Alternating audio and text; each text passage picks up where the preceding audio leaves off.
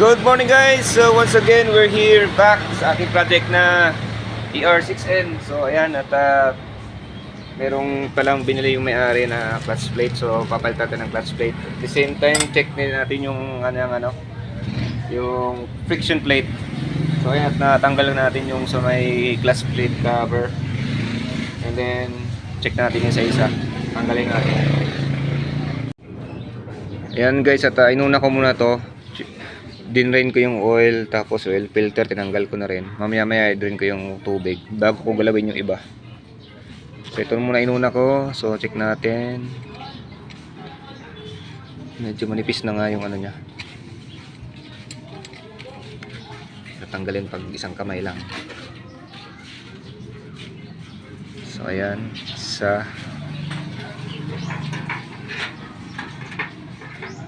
meron na doon isa. Tapos stop ko muna guys. So yung pinakadulo kailangan natin dukutin.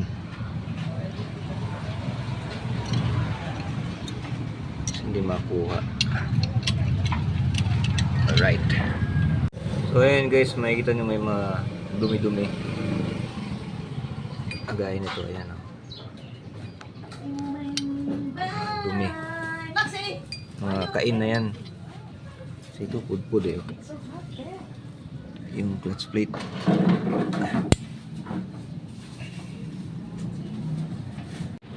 So inisim muna natin to.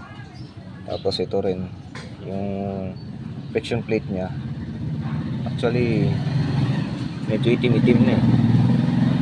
Dapat palitin na to eh. Pero hindi pa nakabili may-ari. So ikabit na muna natin yan. So ayan guys, nag-decide na ako na order natin yung may-ari ng steel plate.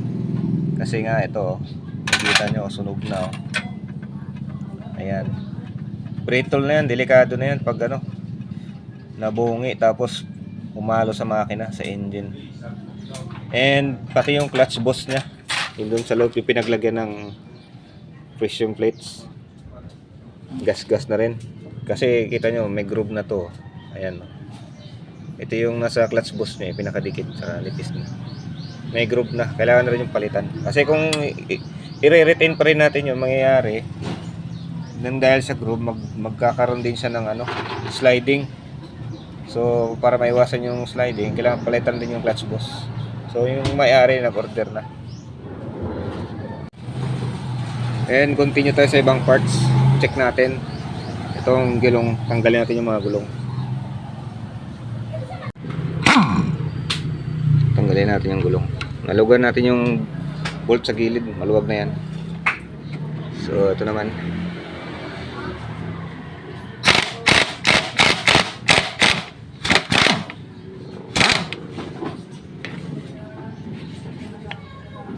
Ayan, tanggal na. Pugutin muna natin guys.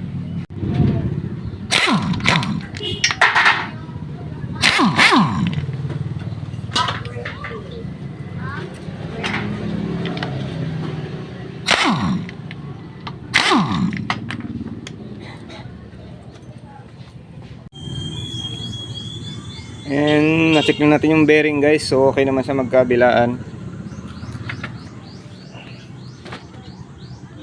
Ayan. Goods pa naman. Itong sa caliper medyo kinalawang na. Ayan.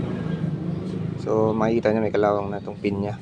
Tatanggalin natin guys, tapos lilihain natin yan. Pakikitabi natin yan.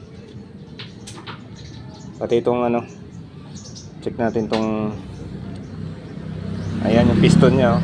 May kalawang na rin, tatanggalin natin yan. Pati yung kabila, pati yung sa likod. So tanggalin natin yung gulong sa likod.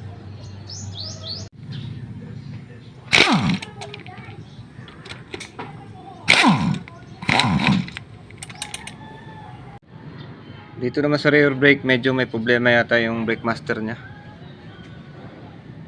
Kasi tigas. Ay mag-pump. Tigas. Tanggalin natin yung brake master dito. So kailangan natin bakasin ito lahat dito. So ito na rin natanggal na natin guys. Ayan, yung kalawang. Tapos kalawang din to. Kailangan natin tanggalin yung piston para malinisan. So hindi pala yung brake master yung naging problema niya, yung dito niya. So medyo gumanit. Lagyan lang natin ng WD-40. Ayan, lumambot na. So habang pinapump ko to, lumabas na yung piston niya dito sa likod. Kaso lang sumama yung goma. So ayan, may asin-asin na. So itong rubber seal kailangan na rin palitan. Punit na. Nag-stock up na kasi. Na-drain na natin yung reservoir guys. So dito naman tayo sa coolant nya. Drain natin dito.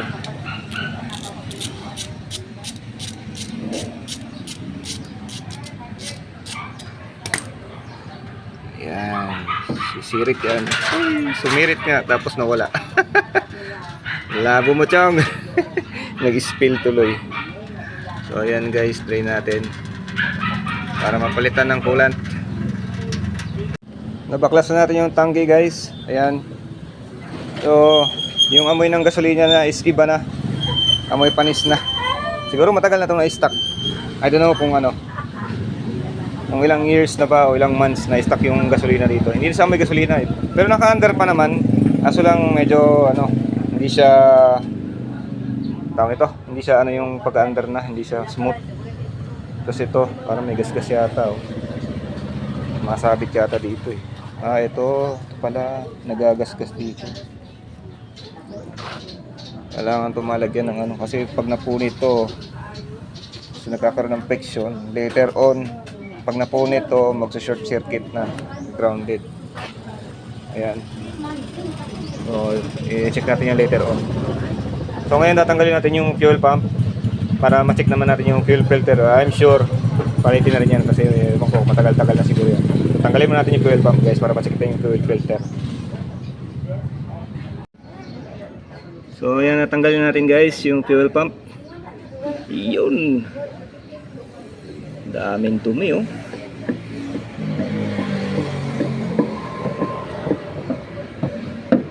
Mahugot.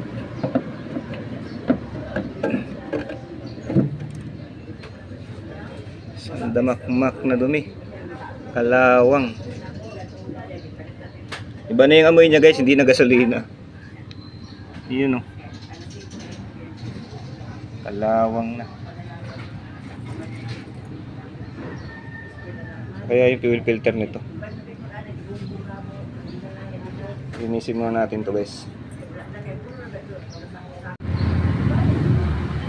So ayan, nangyayari pag ini-stack nyo mga motor nyo guys. So dapat huwag nyo i-stack yung motor nyo guys. Maawa kayo sa mga motor nyo. Ang gaganda ng motor nyo guys. Ayan o.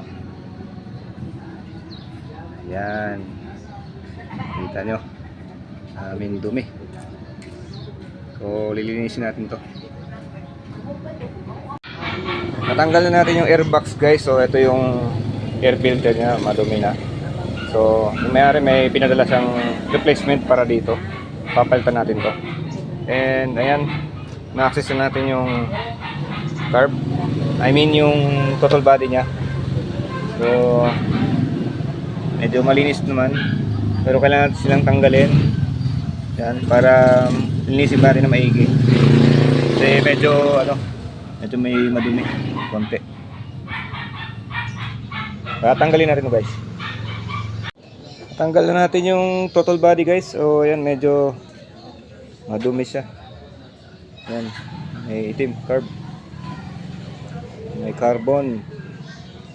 So linisin natin to guys. So ito naman yung intake nya, tinakpan na natin para hindi madumihan. So ayan guys, at malinis na. Ayan o. So kabit na natin to. In case may magtanong, ayan, part number ng Denso na ignition coil. Ayan. So sa to, ER6N. I think sa 650 lahat pareho yata to. Ayan. Comment down below guys kung pareho ba to sa Z650. Dito naman tayo sa tangke guys. So ayan, galing sa loob. Ang dami pang mga dumi, mga naipon na. So kailangan pa natin itong i-flushing. Ayan, oh, dami, buong buo na, oh. Namumuo.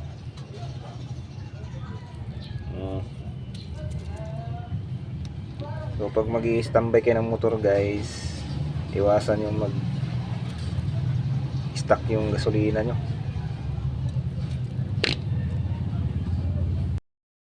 Sa update, so ayan, continue natin ang pag-restore ng ER. Ito, ER6N, ER6N Kawasaki 650. Meron nga pala tayong bisita. Shoutout kay Maki Street Trippers. Yun. Shoutout yung lahat, mga kabayan ko dyan. So mga kabayan, mga Street Trippers, shoutout daw. Shout out mga grupo ko dyan sa Dumaguete Street Trippers. Yeah. So ayan guys,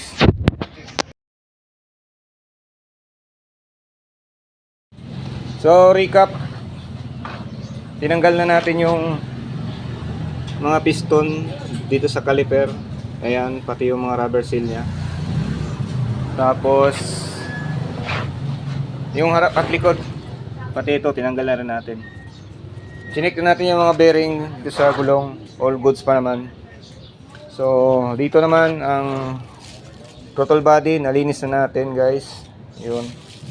Yung spark plug, hindi ko matanggal. Wala akong pang spark plug wrench. Baka yung may-ari meron. Tanong bukas. Mamaya. And then ito yung tangke nga pala, yun oh. Okay ko. So hindi naman siya totally nalinis sa loob kasi mahirap matanggal. Baka matanggal sa gasolina. So inugasan ko muna siya dito. Nilinis ko yan. Yung loob, pag may gasolina baka lumambot yung gunk. Meron pa yan mga gunk sa loob. Then itong fuel pump, issue ng fuel pump is nung pinandar ko, umandar naman yung motor, kaso lang marami na siyang gunk guys. So pati yung nya, fuel gauge, yan, marami na ring asin-asin, tsaka kalawang yung nya. So hindi na rin ito magtatagal kasi puno na ng gunk. Yun. So time will tell, palitin na rin ito ng motor pump. At sure ko papalitan ng fuel filter na sa loob para ka na rin bumili ng bago. Kasi pag tinanggal mo to, brittle na rin eh. May bitak na pag tinanggal. So yun. And sa kabila nga pala, tinanggal ko na yung clutch plate tsaka friction plate. So lahat yun papalitan, pati yung clutch boss papalitan yun. Kasi pag hindi pinalitan yung clutch boss, mag-i-sliding din. So mapupudpud din yung clutch plate. So wala rin power, maglulus lang siya. And then so far yun pa naman yung ay yung nga pala, na-drain na pala natin tong coolant. Ito, tsaka dito, na-drain na natin. Hindi ko pa nalalagyan. Ayan, wala pang laman kasi ipa-flashing ko pa to.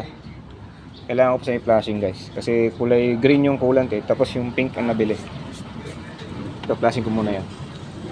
Ayan yung oil, ayan. Hindi ko pa na-change oil. Ayan yung oil niya, tanggal. So guys, that's all for today's video. Ayan, follow and share and like and subscribe na rin guys. Para sa mga susunod nating video. Ayan yan. So tayo natin, abangan natin yung mga pyesa na in order para sa motor na to. At hopefully bumalik sa Alindog itong Kawasaki ER6N. Napakagandang motor guys.